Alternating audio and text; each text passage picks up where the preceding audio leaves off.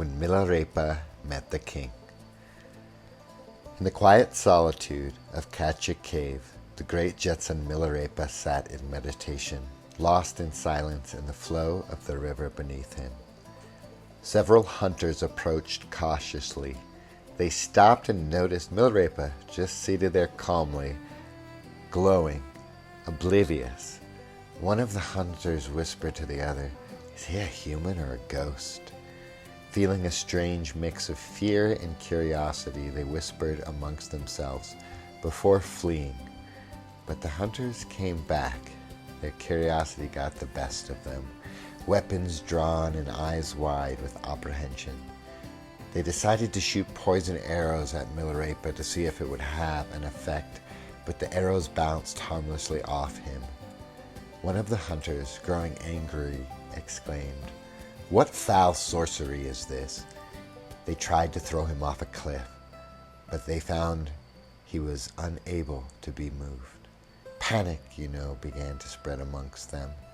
Despite their efforts to set a fire around him and burn him, the flames did not touch Milarepa.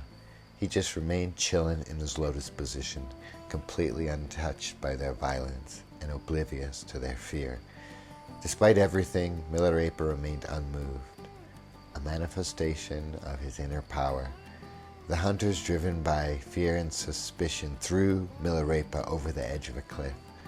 But to their utter disbelief, he just hovered serenely above the rushing river below, completely calm and composed. One of the hunters, wide-eyed and trembling, whispered, "How can he do this?" They were overcome by awe and fear and eventually retreated, hurrying back to their village to spread the word of the miracle they had witnessed. When Milarepa, the king, heard the hunter's astonishing tale, he was struck with a deep awe and respect. He exclaimed to himself, "This yogi is truly a Siddha. I must learn from him." He pleaded to the deity of the bonobos, Tara. "I have heard," he pleaded, "the tales of Milarepa's power. What should I offer him?" In his mind he heard, "The kashika cloth and the aura herb in your treasury, and that cool bell you have." But upon finding Milarepa in the lotus posture as he had been told, Milarepa was unmoved. "I do not seek to please kings," he told him, and then he sang this song of realization.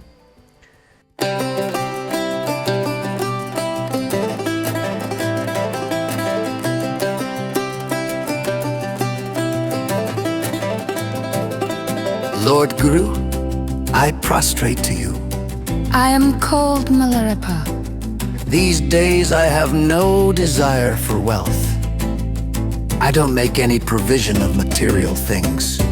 First, I've no suffering of amassing and hoarding.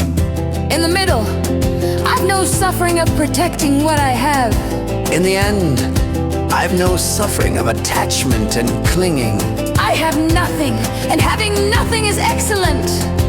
These days, I've no desire for friends or companions. I don't seek to be surrounded by affection and love. First, I've no suffering of focusing on others. In the middle, I've no suffering of hostile replies. In the end, I don't have the suffering of parting. Having no affectionate and loving companions is excellent.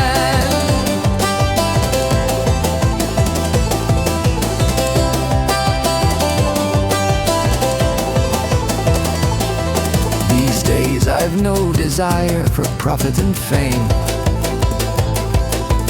I don't seek to hear any pleasantries. First, I have no suffering of striving for it. In the middle, I've no suffering of it obeying in the end. I've no fear of its decline. I'm happy with no pleasantries said about me. 301.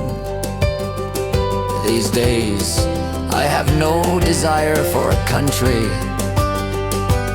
I don't seek out any certain place to stay. First, I've no suffering of taking sides. In the middle, I've no suffering of craving for my country.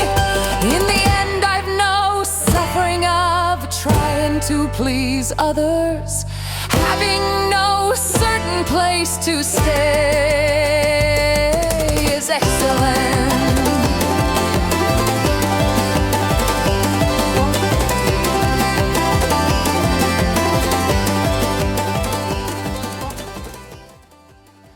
When he had concluded his Dharma song, the king entered in a fullness of faith, marked by the beginning of a profound connection as a student of Milarepa.